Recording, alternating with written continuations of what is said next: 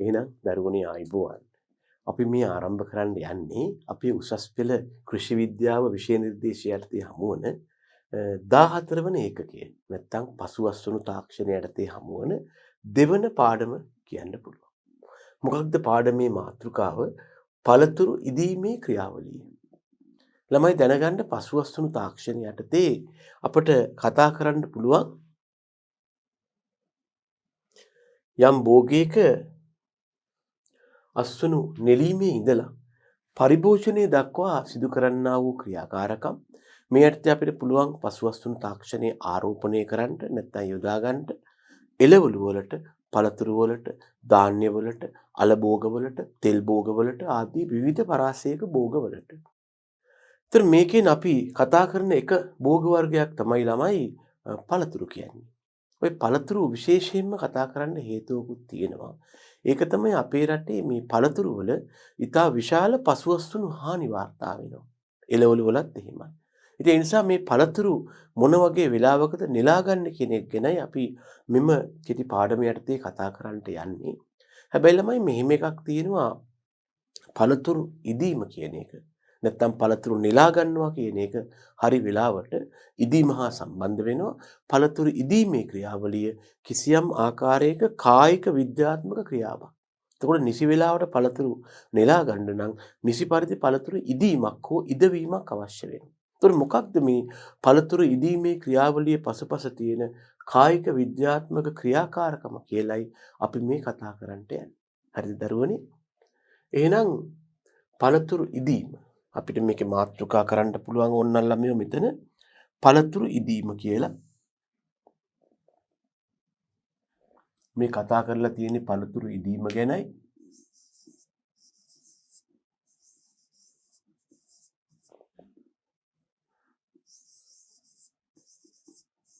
මේකට සමහරු ඉංග්‍රීසියෙන් කියයි ළමයෝ ripening of fruit කියලා.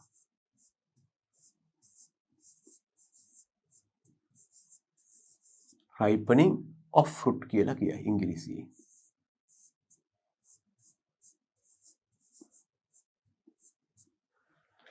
ළමයි දැනගන්න පළතුරක් ඉදෙනවා කියලා කියන්නේ ඒ පළතුරේ හොඳ නැත්නම් උචිත රසයක් එනවා, සුවඳක් එනවා, රුචිකත්වයක් හේවත් කැමැත්තක් එනවා, ගුණාත්මයක් එනවා, අතර දැනෙන ආකාරය හේවත් වයනේ වාගේ ලක්ෂණ යෝග්‍ය තත්ත්වයට ළඟා වෙනවා. පළතුරු ඉදෙනකොට එක දෙයක් වෙනවනේ මේ ළමයෝ. ඒකේ රසය හොඳ වෙනවා. පැන් රස හරි මොකක් හරි ආවේනික රසයක් සුවඳක් එන්න පටන් ගන්නවා. හොඳ රුචිකත්වයක් එනවා. හොඳ ක්වොලිටි එකක් එනවා. ගුණාත්මයක්. අතට හොඳ වයනයක් දැනෙනවා. දැනගන්න මේ පළතුරු ඉදීම කියන්නේ ළමයි භෞතවේදී ක්‍රියාවන් ගණනාවක ප්‍රතිඵලයක්. භෞතවේදී ක්‍රියාවන්. මෙන්න මේ භෞතවේදී ක්‍රියාවන්ට අපි කියනවා ළමයි physiological processes කියලා නැත්නම් physiological activities කියලා කියනවා. ඒ වගේ ක්‍රියාවන් ගණනාවක ප්‍රතිඵලයක් තමයි මේ පළතුරු ඉදීම කියලා කියන්නේ ළමයෝ.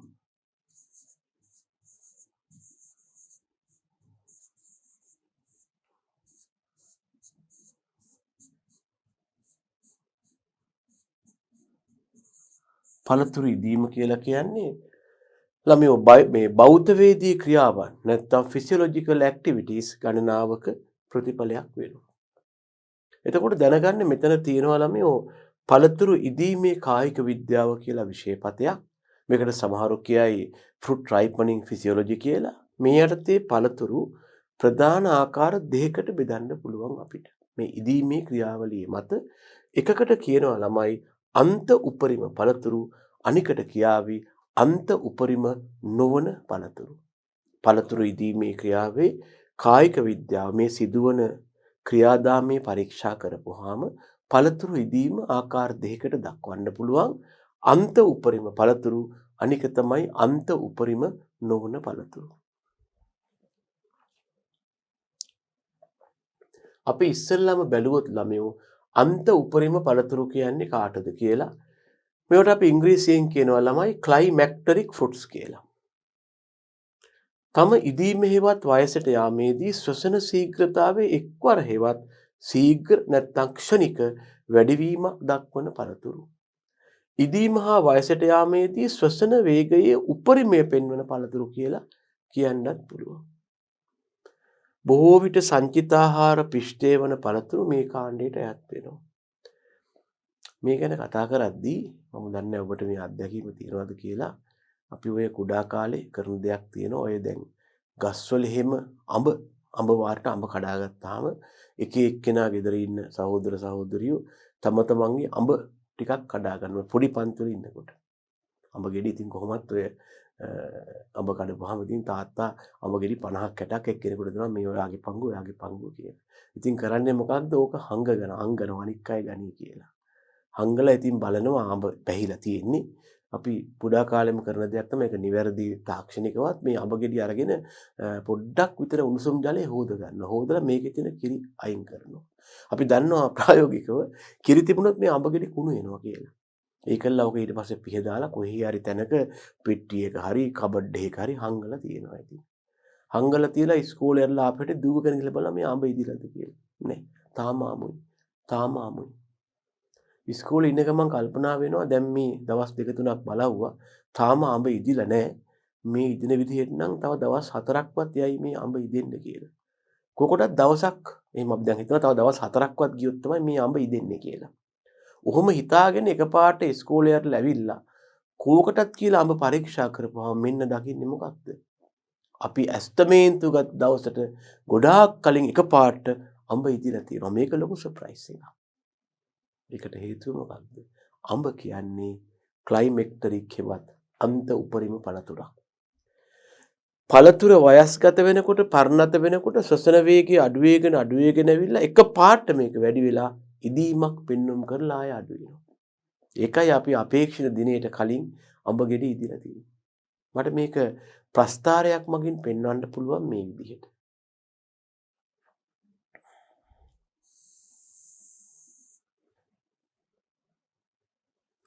මේ ප්‍රස්තාර එක්සක්ෂයට අපි යෝජනා කරනවා කාලය.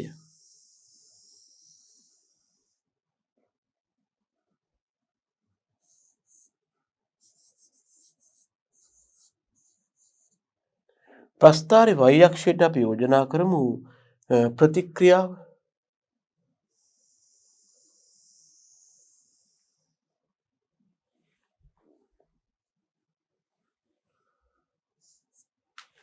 x අක්ෂයේ කාලය වෙනවා y අක්ෂයේ මොකක් හරි ප්‍රතික්‍රියාව රියැක්ෂන් එක වෙනවා.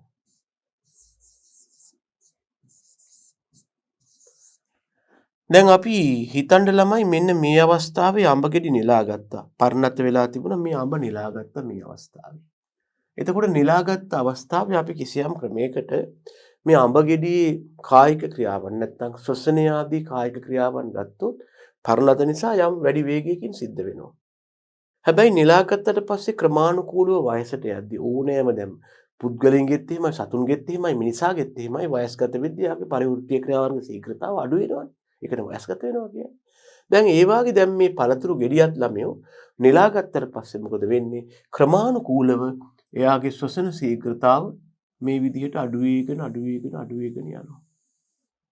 මේ අඩු වෙන විදිහට තමයි අපි කල්පනා කළේ මෙහෙම මේක හෙමින් ඉදෙනවා නම් තව දවස් 4-5ක්වත් යයි කියලා. හැබැයි ඔහොම අඩු වෙගෙන ගිහිල්ලා අපි ඉස්කෝලේ යන්න එද්දි මොකද වෙලා තිබුණේ? එකපාරට ශ්වසන ශීඝ්‍රතාව ඉහළ ගිහිල්ලා මේක ක්ෂණික ඉදීමක් පෙන්වුම් කරලා ආය අඩු වෙලා තියෙනවා.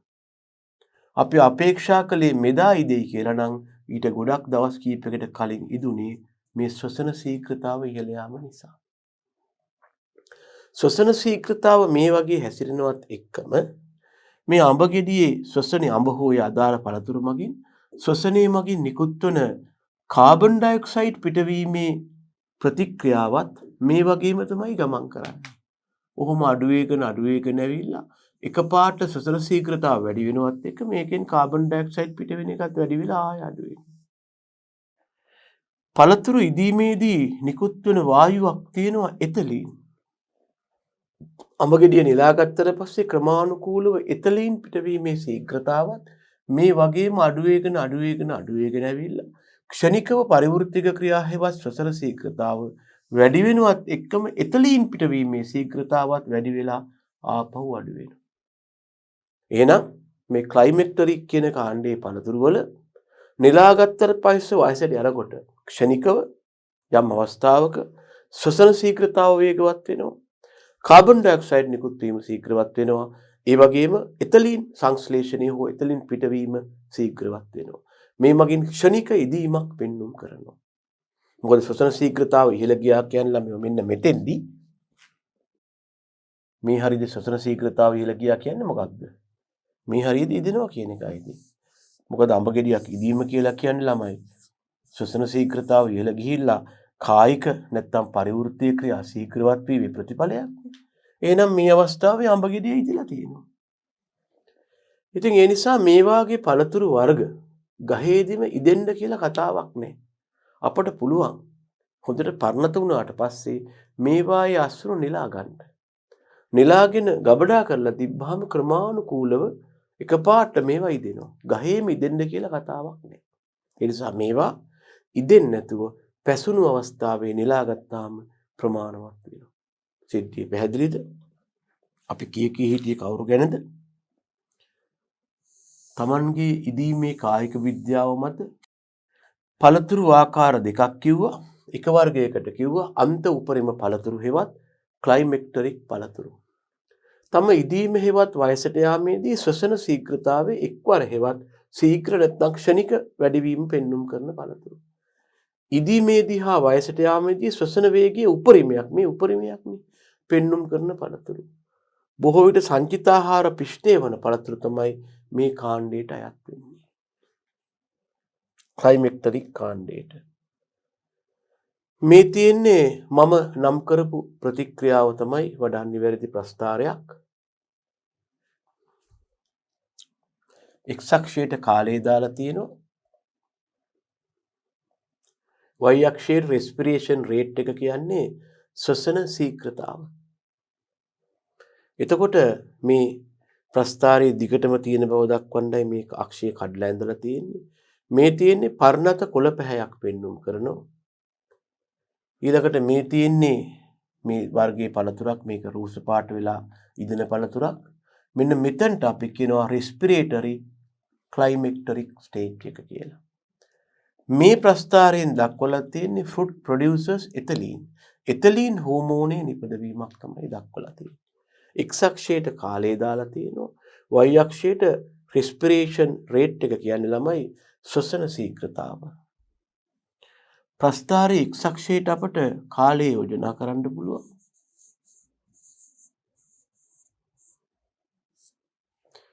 y අක්ෂයට රෙස්පිරේෂන් රේට් එක කියලා කියන්නේ ශ්වසන ශීඝ්‍රතාවටයි.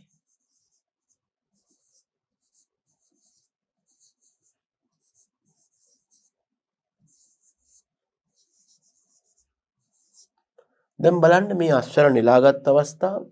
එතන ඉඳලා ක්‍රමානුකූලව ශ්වසන ශීඝ්‍රතාව අඩු වෙගෙන ගිහිල්ලා ක්ෂණිකව වැඩි වෙලා මේ තියෙන්නේ රෙස්පිරේටරි ක්ලයිමැක්ටරික් කියන උපරිම. ක්ලයිමැක්ටරික් means අන්තය කෙලවර බොහොම ක්ලයිමැක්ස් එකක් කියලා ෆිල්ම් එකක් තියෙන්නේ මොකක්ද? බොහොම කෙලවර බොහොම උද්වේගව කරව වෙන දෙයක්. ඒ වගේ දෙයක්. ටේබල් රයිප් කියලා කියන්නේ මේක මේසෙට යවන්න පුළුවන් අවස්ථාව. මැචුවර් ග්‍රීන් කියලා කියන්නේ පර්ණත කොළ පැහැය. ලයිට් පින්ක් කියන්නේ ලා දම් පාට නැත්නම් ලා රෝස පාට වගේ. හරිද? එතකොට මේ තියෙන එතලීන් නිෂ්පාදනය. එතකොට මේක තමයි අදාළ ප්‍රස්තාරය. කාටද? ක්ලයිමැක්ටරික් හෙවත් අන්ත උපරිම පළතුරු සඳහා. මේ ප්‍රස්තාරයේ වළංගු වෙන්නේ කාටද? අන්ත උපරිම පළතුරු සඳහා.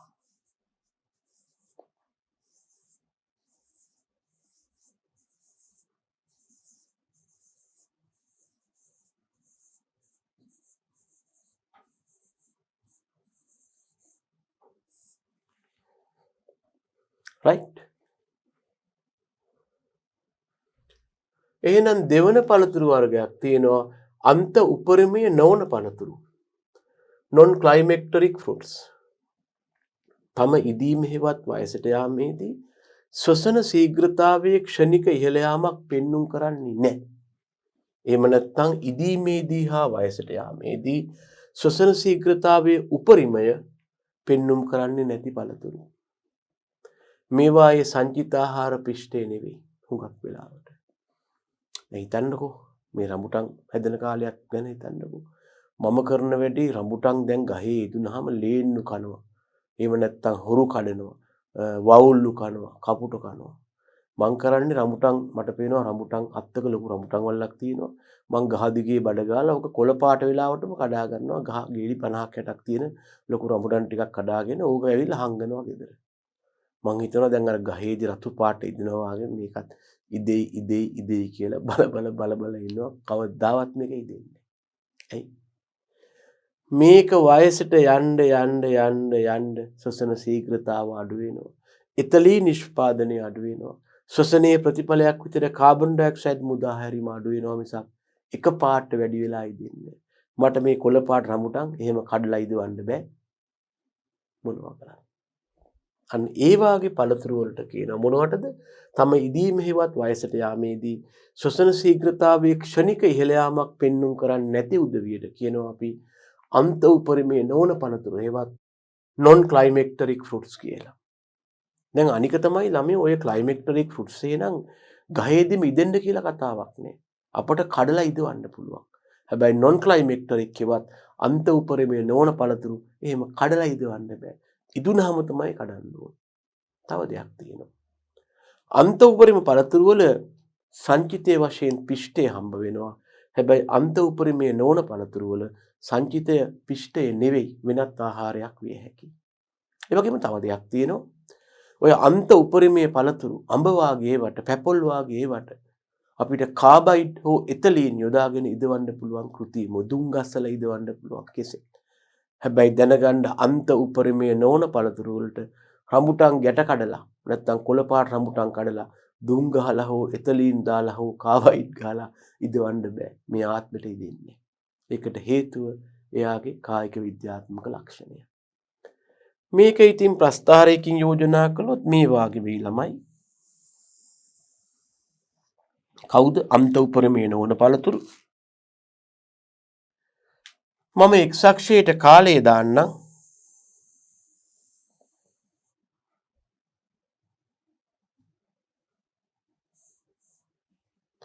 ළමයෝ y අක්ෂයට දාන්නම්කෝ ශ්වසන ශීඝ්‍රතාව නැත්තම් ප්‍රතික්‍රියාවේ ශීඝ්‍රතාව.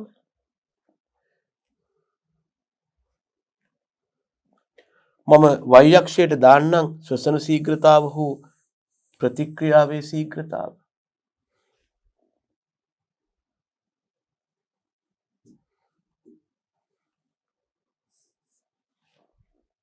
අපට පුළුවන් මේ මගින් ප්‍රස්ථාරයක් යෝජනා කරන්න.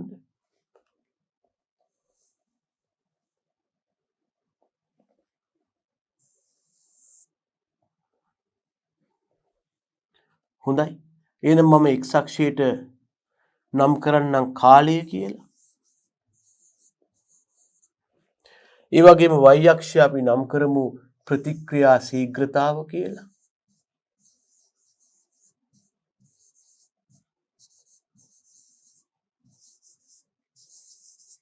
මොකක්ද ලක්ෂණය ළමයෝ? නෙලාගත්තට පස්සේ නෙලාගත්ත දවසේ ඉඳලා ක්‍රමානුකූලව ශ්වසනය අඩුවේගෙන යනවා මිසක එක පාරට ප්‍රාතිහාර්යයක් නැහැ. මිරැකල්ස් නැහැ. එක පාරට ශ්වසන ශීඝ්‍රතාව වැඩි වෙලා රෙස්පිරේටරි ක්ලයිමැක්ස් එකක් ඇවිල්ලා. එහෙම නැත්නම් CO2 නිකුත් වීම වැඩි වෙලා. එහෙම නැත්නම් එතලීන් නිකුත් වීම වැඩි වෙලා එක පාරට ඉදිල්ලක් මෙතන වෙන්නේ. එන්න ක්‍රියාව අඩු වෙනවා. තේරුණාද ළමයි? ඒකයි අපි කිව්වේ non climacteric හෙවත් අන්ත උපරිම නොවන කට්ටිය. තම ඉදීමෙහිවත් වයසට යාමේදී ශ්වසන ශීඝ්‍රතාවයේ ක්ෂණික ඉහළ යාමක් එහෙමව දකින්න හම්බ වෙන්නේ. සංචිත ආහාරය පිෂ්ඨයක් නෙවෙයි මේ වගේ. මේ තියෙන්නේ මම ඇඳපු ප්‍රස්ථාරෙම. x අක්ෂයේ කාලය y අක්ෂයේ ශ්වසන ශීඝ්‍රතාව හිමින් තමයි ඉදෙන්නේ. මේ අවස්ථාව පහුවෙලා තමයි කඩා ගන්න ඕනේ. ඊට කලින් නෙලවුවොත් ඉදෙන්නේ. අපිට පුළුවන් අන්ත උපරිම පළතුරු හා අන්ත උපරිම නොවන පළතුරු අතර තව කරුණු යොදාගෙන පොඩි සැසඳීමකට එන්න. මේකට අපි කියමු ළමයි climacteric fruits කියලා.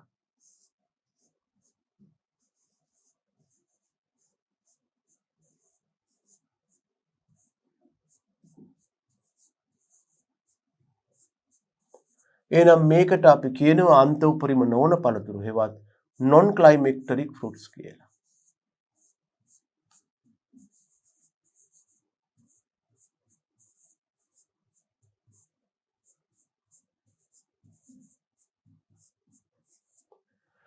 මොකද කියන්නේ climacteric fruits යටතේ? තම ඉදීම හෝ වයසට යාමේදී ක්ෂණිකව ශ්වසන ශීඝ්‍රතාව ඉහළ යාමක් තියෙනවා. මෙන්න non climacteric. තම ඉදීම හෝ වයසට යාමේදී එව්ව නැහැ. එන්න අඩු වෙනවා. මොකක්ද මෙයාගේ සංචිත ආහාරය? පිෂ්ඨය. කාගේද? climactericගේ. මෙයාගේ පිෂ්ඨය නෙමෙයි වෙන කවුරු හරි. වෙනත් ලිපිඩ වර්ග, එහෙම නැත්නම් වෙනත් අම්ල වර්ග.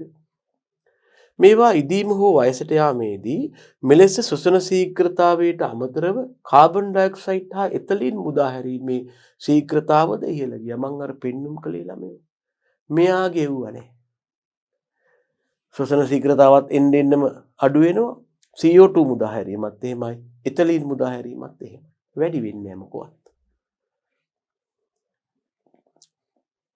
මෙන්න මම නිකන් ප්‍රස්තාරයේ හැඩේ ගත්තොත් අපි අක්ෂත් නම් කරයි යංකු ළමයෝ. x අක්ෂයට කාලය මේ ක්ලයිමැක්ටරික්. y අක්ෂයට ශ්වසන ශීඝ්‍රතාව.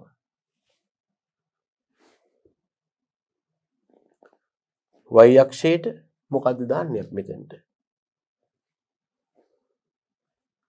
y අක්ෂයට අපි නම් කරත හැකි මම පිටින් හරි ලියන්නම්කෝ මෙතන ශ්වසන ශීඝ්‍රතාව.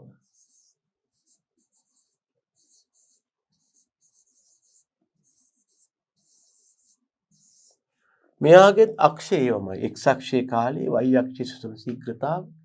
අර වගේ මෙයාගේ නම් රෙස්පිරේටරි ක්ලයිමැක්ස් එකක් තියෙනවා මෙයාගේ එහෙම නේ. මෙන්න බලන්න ක්ලයිමැක්ටරික් මේ තියෙන්නේ ක්ලයිමැක්ටරික් පැත්ත. මතක තියාගන්න ඒක. මේ තියෙන්නේ ක්ලයිමැක්ටරික් පැත්ත.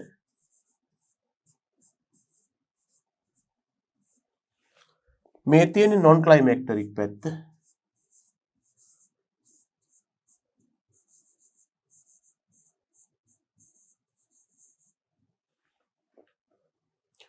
මේවා නෙලීමෙන් පසු ගබඩා කරලා තියන්න පුළුවන්. ඉදීම සිද්ධ වෙනවා. මේ හින්දා මේවා ගහේදිම ඉදෙන්න කියලා කතාවක් නෑ.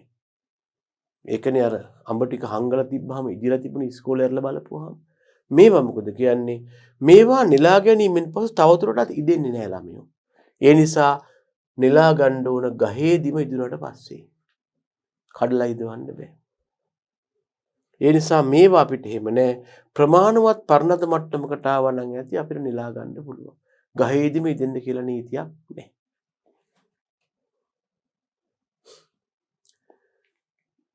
ඉතින් අනික් අතට මේ ක්ලයිමැක්ටරික් කට්ටිය මේ ඉන්නේ ක්ලයිමැක්ටරික් කට්ටිය නන් ළමයි.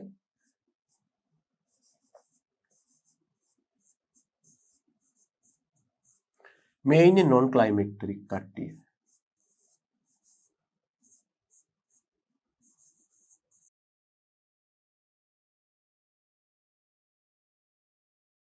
ක්ලයිමැක්ටරික් කට්ටිය ප්‍රමාණවත් පරණත මට්ටමක් යටතේ නෙලා ගත්තට පස්සේ කාබයිඩ්, එතලීන්, ඇසෙට්ලීන් වැනි ද්‍රව්‍ය යොදලා ඉදව ගන්න පුළුවන්. මේවා ඒවා කරන්න බෑ. මෙන්න ක්ලයිමැක්ටරික් ෆෘට්ස් වලට උදාහරණ. අලිපේර, අඹ, දූරියන්, ඇපල්, පැපොල්, පෙයාස්, කෙසෙල්.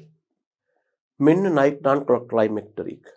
රම්බුටන්, කජු, ස්ට්‍රෝබෙරි, මිදි, දොඩම්, නාරං, අන්නාසි, ඔය දෙහි එහෙම නැත්නම් දොඩම් වර්ග ආදී මොනවද? පැංගිරි කුලයේ පළතුරු, රාස්බෙරි, චෙරි.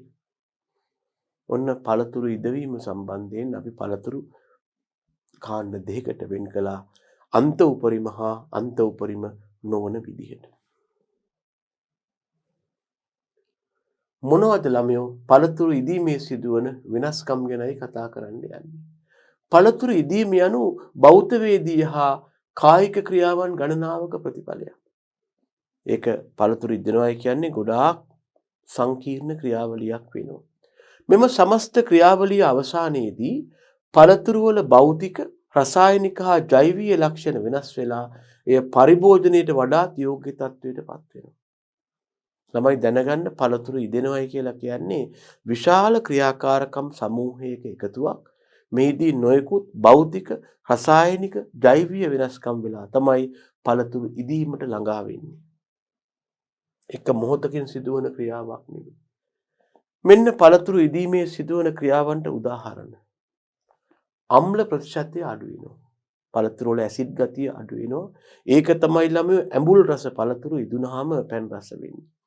අනික් අතට ජල ද්‍රව්‍ය සීනි ප්‍රමාණය වැඩි වෙනවා. එහෙනම් අම්ල ප්‍රතිශතය අඩු වීම නිසා පළතුරු ඉදෙනකොට ඇඹුල් රස අඩු වෙනවා. සීනි ප්‍රතිශතය වැඩි වෙන හින්දා ජල ද්‍රව්‍ය සීනි රසය වැඩි වෙනවා. පැන් රස වැඩි වෙනවා. අනික තමයි කෙඳි ප්‍රතිශතය අඩු වෙනවා. පළතුරක් ඉදෙනකොට ඒකේ තියෙන ෆයිබර් නැත්තම් කෙඳි ප්‍රමාණය අඩු වෙනවා. ඒ වගේම ආවේනික රසයක් තියෙනවා. දැන් මේක පැන් රසම නෙමෙයි. දැන් අඹ ගෙඩියක් කනකොට තියෙන්නේ පැන් රස නම් අපිට සීන්ටියා වතුර දිය කරලා බොන්න පුළුවන්. ඒක නෙමෙයි. පොඩි ආවේනික රසක් තියෙනවා. පැහැය වෙනස් වෙනවා. වයනය බොහෝ විට මුරුදු වෙනවා. වාෂ්පශීලී සංයෝග නිකුත් වෙලා ආවේනික ප්‍රසන්න සුවඳක් ඇති වෙනවා. පළතුරු ඉදෙනකොට මේ දූරියන් වල මේ සුවඳ වැඩි.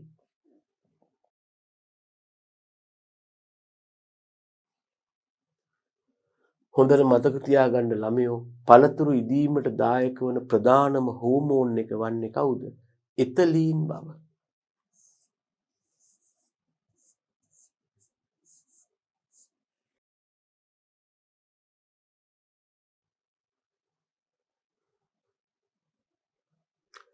එතකොට මේ අනුව පළතුරු ඉදීම ප්‍රධාන ආකාර දෙකක් වෙනවා. එකක් තමයි ස්වභාවික ඉදීම, අනික කෘත්‍රිම ඉදීම.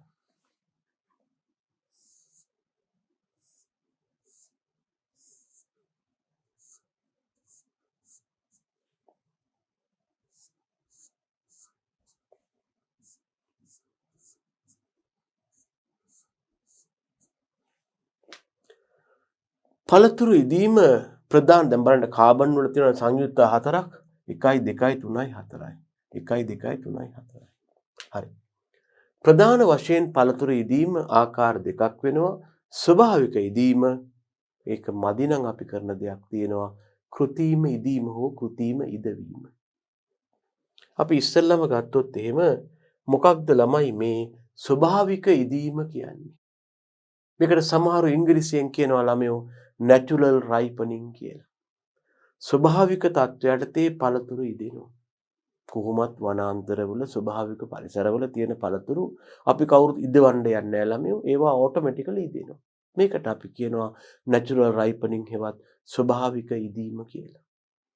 නමුත් වෙලා තියෙන්නේ මොකක්ද අපිට මහා පරිමාණ වගාවක් ගත්තාම වාණිජ්‍ය පරමාර්ථයක් ගත්තාම මොකක් හරි අලෙවි කරන්න ගත්තාම සැරින් සැරේ ඉදිලා හරියන්නේ නැහැ. මුළු පළතුරු ටික ඔක්කොම එකම සැරේ මහා පරිමාණව ඒකාකාරව ඉදෙන්න ඕන. දැනගන්න ස්වභාවික ඉදීම මගින් එහෙම අපේ අවශ්‍යතාවයන් විදිහට ඒකාකාරව කාලරාමුවක් අනුව ඉදෙන්නේ නැහැ. ඒ හන්ද අපිට සිද්ධ වෙනවා අපිට ඕන විදිහට ඉදෙන එක ඇඩ්ජස්ට් කරගන්න මොකක්ද? අපි යනවා ආටිෆිෂල් රයිපනින් හෙවත් කෘත්‍රිම ද්‍රව්‍ය නැත්නම් කෘත්‍රිම පළතුරු ඉදවුම් කාරක යොදලා පළතුරු ඉදවන්න. මේකට අපි කියනවා ළමයි කෘත්‍රිම ඉදවීම කියලා. මේ අර්ථයේ යොදා ගන්න ද්‍රව්‍ය වලට අපි කියනවා කෘත්‍රිම පළතුරු ඉදවුම් කාරක කියලා. ඒගොල්ලන්ට පුළුවන් පළතුරු ඉදවන්න.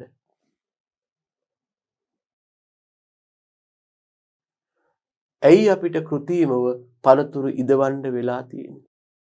කෘත්‍රිමව පළතුරු ඉදවීමේ අවශ්‍යතාව. එකක් තමයි වෙළඳපොළ ඉල්ලුමට ගැලපෙන පරිදි පළතුරු සපයන්න. අපි පළතුරු අලෙවි කරනවා නම් අර ඇවිල්ලා කියන එකපාරට මට ඉදිච්ච අඹ ගෙඩි 100ක් දෙන්න දාන එකට හරි මොකකට හරි. එතකොට එක වගේ ඉදිච්ච ඒවා දෙන්න තියෙන්න එපා. ඉතින් ස්වභාවිකව අඹ ටිකක් තියන් හිටියට එහෙම හරියන්නේ. ඉදින්නේ අපිට ඕන විදිහට. එහෙම නැත්නම් පළතුරු ප්‍රවාහනයේදී වෙන පසවස්වන හානි වළක්වා ගන්න හුඟක් කට්ටිය කරන්නේ ළමයි පළතුරු ඉදෙනකන් ඉන්නේ නැතුව ඒවා පටවගෙන අමු පළතුරු ප්‍රවාහනය කරනවා. දැන් අපි හිතුවොත් එහෙම පළතුරු විකුණන්නේ කොළඹ කියලා නිෂ්පාදනය වෙන්නේ අනුරාධපුරේ නම් අනුරාධපුරේ ඉඳලා අමු පළතුරු ලොරි වල පටවාගෙන කොළඹ ගෙනවා. මොකද ඉදිලා ගේන්න ගියොත් තැලෙනවා. පසුවස්තුණු හානි වෙනවා. ඒ නිසා අමු පළතුරු පටවාගෙන ඇවිල්ලා ඒකලා කොළඹට ආවට පස්සේ අපිට ක්ෂණිකව ඉදවගෙන ඒකාකාරව මාකට් එකට දාන්න ඕන. මේක ඉබේ වෙන්නේ නැහැ. මේකට අපිට සිද්ධ වෙනවා කෘත්‍රිම ඉදවන්න. විතර කියනවා පළතුරු ප්‍රවාහනයේදී විය හැකි පසුවස්තුණු හානි වළකා අමු පළතුරු ප්‍රවාහනය කර පසුව අලෙවි ආසන්න ස්ථානයේදී කෘත්‍රිමව ඉදවා ගන්න පුළුවන්. ඒ මගින් අපිට පුළුවන් වෙනවා පසුවස්තුණු හානි විශාල වශයෙන් වළක්වා ගන්න මේ විදිහට ප්‍රවාහනය කරලා. අනික එකවර විශාල තොග වශයෙන් අපිට කියනවා ඉදුණු පළතුරු සපයන්න. ඔය නේවාසිකාගාර වලට නැත්නම් ඔය අපි කියමු හමුදා කඳවුරු වලට එකපාර පළතුරු ඉල්ලුවාම මේ සපේන උදවිය බැඳිලා ඉන්නවා එකපාර. ඒගොල්ලෝ කියන්නේ අපිට ඉදුණු කෙසෙල් ගෙඩි 500ක්. අමු අදාළ යන්න බෑ. ඒකට එක වගේම ඉදිච්ච කෙසෙල් ගෙඩි යවන්න ඕනේ. ඒකට ඒවායි ප්‍රමිතිය බලලා තමයි මුදල් ගෙවන්නේ. නැත්නම් ඒ ඕඩර් කැන්සල් කරනවා. ඒ හන්ද ඒගොල්ලෝ කරන්නේ මොකද්ද? පළතුරු කොහෙන් හරි ගෙනල්ලා එක වගේ කාබයිඩ් හරි එතලීන් හරි යොදලා ඉදවලා තමයි ඉදිරිපත් කරන්නේ. එහෙම නැත්නම් උත්සව ආදියට අවශ්‍ය වෙනවා. කියනවා වෙඩින් එකක් තියෙනවා අපිට දෙන්න මෙහෙම කෙසෙල් ගෙඩි මෙච්චරක්, අඹ මෙච්චරක්. එහෙම වුණාම අනික තමයි ළමයෝ ඒකාකාර ඉදීමක් සහිත පළතුරු ඉදිරිපත් කරපුවම පාරිභෝගික ආකර්ෂණය දිනා ගන්නවා. දැකලා තියෙනවද ඔයගොල්ලෝ ඔය පළතුරු කඩවල වල තියෙන අඹ ඔක්කොම එක වගේ ඉදිලා ඉදිච්ච අමු කලවමේ නෑ. කොයි අඹ ගෙඩිය ගත්තත් එක වගේ. මේක ඉබේ වෙන දෙයක් නෙවෙයි. මේවා කෘත්‍රිමව ඉදවුම් කාරක යොදලයි ඉදවලා තියෙන්නේ. සිද්ධිය පැහැදිලි.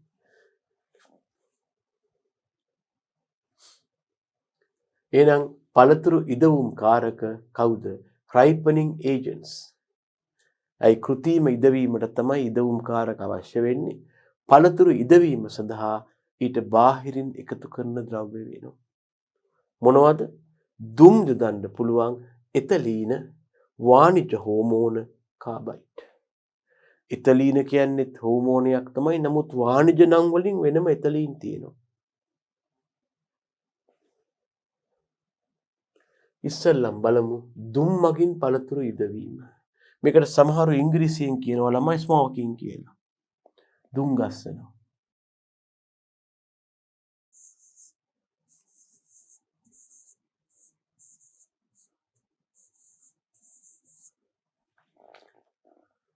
සාම්ප්‍රදායික ක්‍රමයකින් බහුලව කෙසෙල් ඉදවන්නයි යොදන්නේ.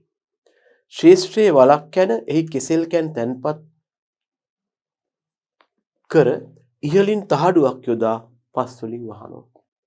පසුව පැත්තකින් සිදුරක් සාදා පොල් කොළ හා අමු දර ආදිය යොදාගෙන උදේ සවස දුම් ගහනවා නැත්නම් දුම් පිමිනවා. සමහරු වල තුලට කැප්පෙටියා වගේ අතු වර්ගයක් දානවා. මේක ඔය ග්‍රාම්‍ය ප්‍රදේශවල අපි ඕන තරම් දැකලා තියෙනවා.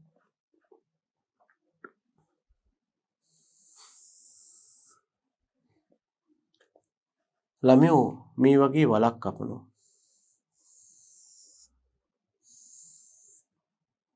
මේකට කියන්නේ කෙසෙල් කැන බින් කරනවා කියලා. කැලක් හෝ කැන් කීපයක්. ඊළඟට සමහරු මේ වැඩේ වඩා හොඳින් වෙන්න මේකට දානවා කැප්පෙටියා ආතු. දැනගන්න කැප්පෙටියා ආතු මගින් එතලීන් නිකුත් කරනවා. ඒකයි ඔය වැඩේ ළමයි ඈ. කැප්පෙටියා ආතු දානවා මෙහිම මේ වල ඇතුළට.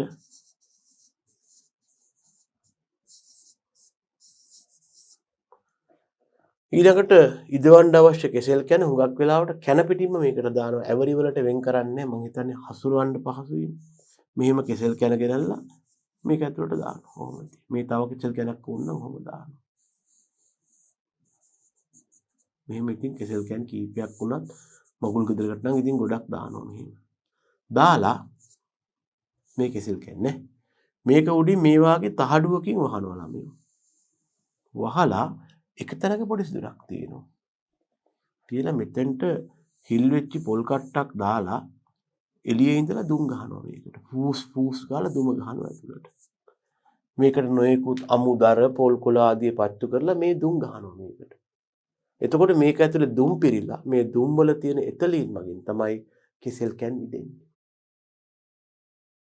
හැබැයි හුඟක් වෙලාවට අපිට මේක හරියටම ටයිම් කරලා කරන්න බෑ. අපි හුඟක් වෙලාවට නිකන් අර කියමනටත් කියනවා වෙඩින් එකට කෙහෙල් කන් ඉදවන්න ගත්තාම ගන්න වෙන්නේ හෝම් කමින් එකට. මොකද අපිට ඕන වෙලාවට ඕන විදිහට ඉදව ගන්න බැරි වෙනවා. ඒ නිසා මේක එච්චරම මේ ෂුවර් වැඩක් නෙවෙයි ආ.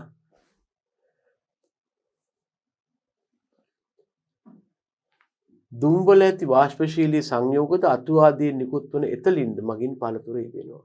නමුත් ඊතරම්ම සාර්ථක නෑ අර මම කිව්ව වැඩේ හින්දා. එහෙනම් දෙවැනි උපක්‍රමය එතලීන් භාවිතය. හැබැයි මේක ටිකක් මිල අධික ක්‍රියාවක්.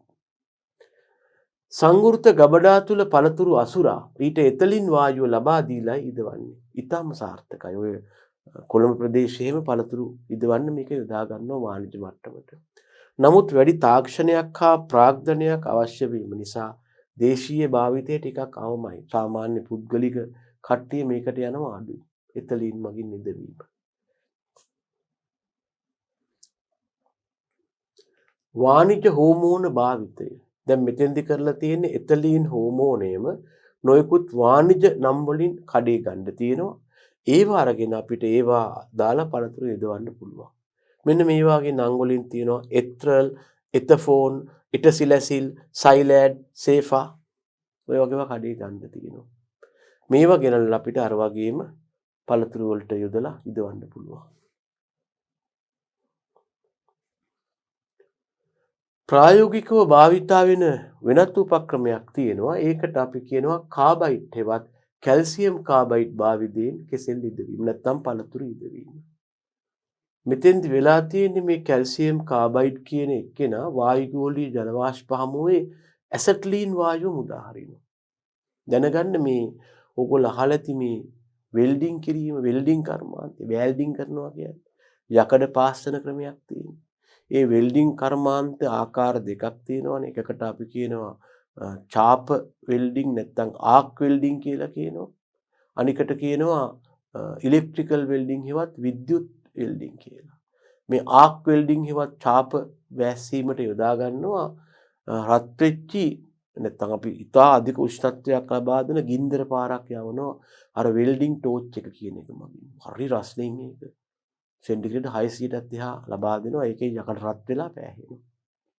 ඒතර මේ තරම් අධික උෂ්ණත්වයක් තියෙන ගින්දරක් ලබා ගන්න පාවිච්චි කරනවා දහන මේ මොකද්ද ෆියුල් එකක් නැත්නම් ඉන්ධනයක් පාවිච්චි කරනවා.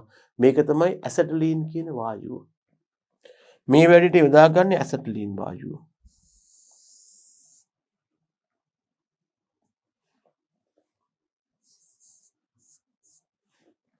මේ වැඩේට අපි පාවිච්චි කරන්න ළමයි ඇසටලීන් කියන වායුව.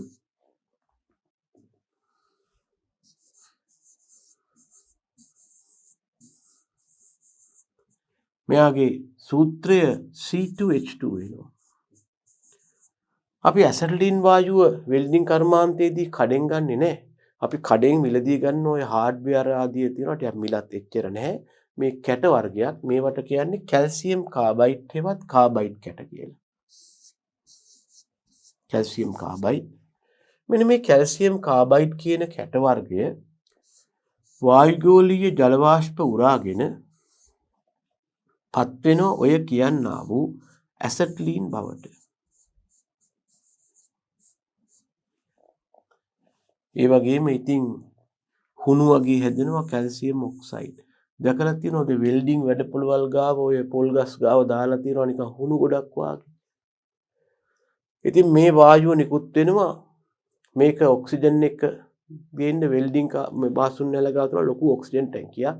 ඔක්සිජනුයි මේ වායුවයි කලවම් කරලා ඔක්සි ඇසිට්ලීන් කියන වායුව හදාගෙන ඒක තමයි අර චුස් ගාලා පත්තු කරලා වෙල්ඩින් ටෝච් එකකින් අල්ලන්නේ. ඉතින් අපිට පුළුවන් මෙන්න මේ ඇසට්ලීන් කියන වායුව යොදා ගන්න පළතුරු ඉදවන්න. ඒක තමයි මේ කරලා තියෙන්නේ. බලන්න කරලා තියෙන වැඩි. කැල්සියම් කාබයිඩ් වායුව ජල වාෂ්ප හමුවේ ඇසට්ලීන් වායුව මුදා හරිනවා. මේ පළතුරු ඉදවීමට යොදාගත හැක. නමුත් මෙම කාබයිඩ් විෂයි. මේ පළතුරු ඉදවීමට යොදාගත්තද පළතුරු සමග ස්පර්ශ වෙන්න හොඳ නැහැ. බහුලව කෙසෙල් ඉදවන්නයි යොදා ගන්න. මේක ප්‍රායෝගිකව බොහෝ අවස්ථාවලදී අපි පාවිච්චි කරනවා.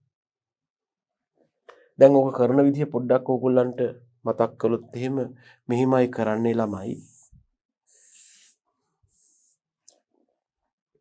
කාඩ්බෝඩ් පෙට්ටියක් හරි අර පියන සහිත භාජනයක් ගන්න පුළුවන් අර ප්ලාස්ටික් භාජනයක්. සාමාන්‍යයෙන් කෙසෙල් ඉදවනවා නම් කෙසෙල් වල පරිමාවට වඩා 20% විතර වැඩි පරිමාවක් තියෙන මේ වගේ කාඩ්බෝඩ් පෙට්ටියක් හරි ප්ලාස්ටික් භාජනයක් හරි අරගෙන මේක ඇතුලේ කෙසෙල් කෑන් ලිහිල්ව අසුරන්න. ඇවරි කපලා සමාවෙන්න කෙහෙල් ඇවරි කපලා මෙහෙම ලිහිල්ව අසුරන්න ළමයි.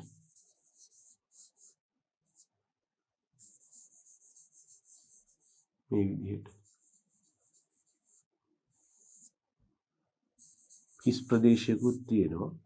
ඊළඟට ඔයා සාමාන්‍යයෙන් කෙසෙල් කිලෝ එකකට ග්‍රෑම් 10ක් 15ක් වගේ වෙන විදිහට කැල්සියම් කාබයිඩ් කිරා ගන්න. කිරාගෙන මේ નિયમિત කැල්සියම් කාබයිඩ් ටික පත්තර කෑල්ලක ඔතන්න. මෙයා එක ගෑවෙන්න ඕනේ. පත්තර කෑල්ලක ඔතලා මේ පත්තරේ හරහා වායුව නිකුත් වෙනවා. ඒක ගෙනල්ලා මේ පෙට්ටිය නැත්තම් මේ ඇසුරුමේ පහළ කොහේ හරි තියන්න. තියලා මේකේ පියන වහන්න.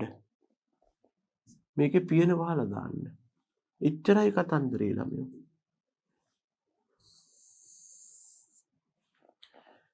මේක අටවලා මේ ඇටවුම් සකස් කරලා පැය 48ක් ගියාට පස්සේ දවස් දෙකක් ගියාට පස්සේ ඔයා මේක විවෘත කරලා බලන්න ලස්සන ඒකාකාරව ඉදුණු කෙසෙල් ගෙඩි ගන්න පුළුවන්. ආයේ බාගෙට දිට එවනේ ඔක්කොම එක වගේ ලස්සනට ඉදලා තියෙනවා ඕනම උත්සවයකට ඉදිරිපත් කරන්න පුළුවන් මට්ටමට. ඉතින් මේකයි ක්‍රමය මේක නරක වැඩක් නෙවෙයි. මේක කෙසෙල් ගෙඩි රසයට බලපාන්නේ නැහැ. රසයට බලපාන්නේ හරියට මෝරාපු නැති කෙසෙල් අරගෙන හරියට මෝරාපු නැති නැත්තම් අඹ ගැට අරගෙන මේකට දාලා කාබයිඩ් යදුවත් ඉදෙනවා. හැබැයි රස නැහැ. මොකද පළතුර කායික විද්‍යාත්මකව පරිණත වෙලා නැහැ ළමයෝ. ඒක කැල්සියම් කාබයිඩ් වල ප්‍රශ්නයක් නෙමෙයි. ඔයා ගත්ත අමුද්‍රව්‍ය වල ප්‍රශ්නයක්. මේරීමේ දර්ශකයේ මගින් යෝග්‍ය වෙලාවට පළතුරු නෙලාගෙන කාබයිඩ් මගින් ඉදවීමේ කිසිම ගැටලුවක් නැහැ. රසයට සෞඛ්‍යයට කිසිම ප්‍රශ්නයක් නැහැ. මෙතන වෙලා තියෙන සමහර කූට ව්‍යාපාරිකයෝ නරක වැඩ කරනවා. අපි කිව්වා කාබයිඩ් විෂයි කියලා.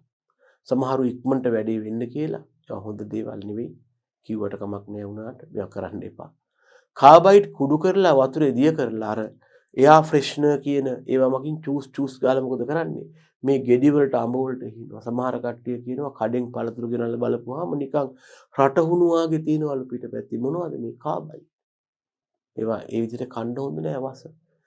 යොදා ගන්න කියන්නේ පත්‍ර කෑල්ලක ඔතලා පැත්තකින් තියන්න මිසක ළමයි මේවා ගාන්න හෝ මේවා තෙමන්න හෝ ගිල්වන්න නෙමෙයි.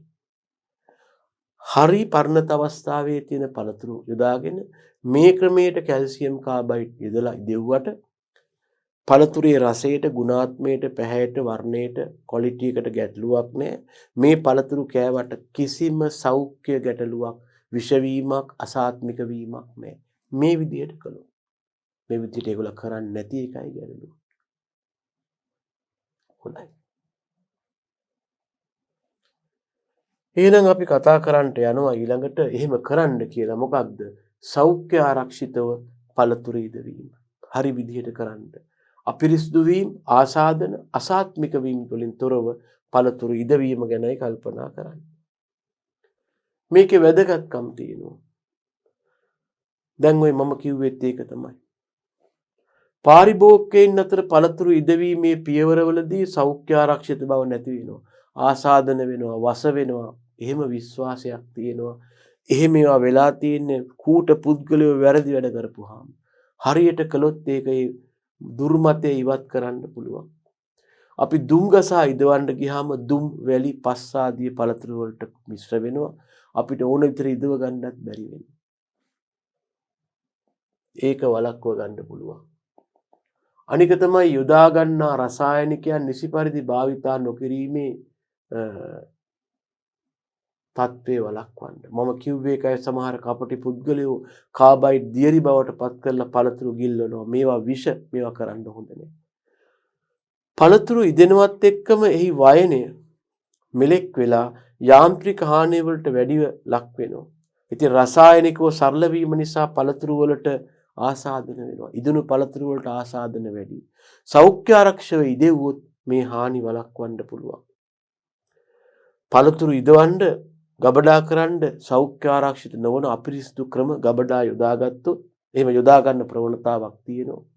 මේ தત્ත්වය වළක්වන්න ඕන සෞඛ්‍ය ආරක්ෂිතව පළතුරු ඉදවන එකයි වැදගත්. ඉතින් ඔන්න ඔය ගැන තමයි දරුවනේ අපි මේ කෙටි ඒකකයේ මගින් සාකච්ඡා කරමින් තිබුණේ. අපි කතා කළේ පසුවස්තුණු තාක්ෂණය යටතේ පළතුරු ඉදවීම කියන ක්‍රියාකාරකම පිළිබඳවයි. පළතුරු ඉදවීම කියන්නේ මොකක්ද? මේ යටතේ ඉදවීමේ කායික විද්‍යාව, කවුද ක්ලයිමැක්ටරික් පළතුරු, කවුද නොන් ක්ලයිමැක්ටරික් පළතුරු, මොන වගේ ප්‍රතික්‍රියාද සිද්ධ වෙන්නේ? පළතුරු ඉදවීම කෘත්‍රිමව කරන්නට ඉදවුම් කාරක යොදා ගන්නකොට කොහොමද නිවැරදිව යොදාගන්නේ? ඒකේ වැදගත්කම ආදී පිළිබඳවයි පුතේ දුවේ අපි කතා කළේ. එහෙනම් මේ කෙටි පාඩම අපි මෙතකින් නිමා කරනවා දරුවනේ. මෙබඳුම තවත් පාඩමක් සමග ඔබ හමු වෙන බලාපොරොත්තුවෙන් යුක්තව. එහෙනම් දරුවනේ සියලු දෙනාටම ආයුබෝවන් කියන්න.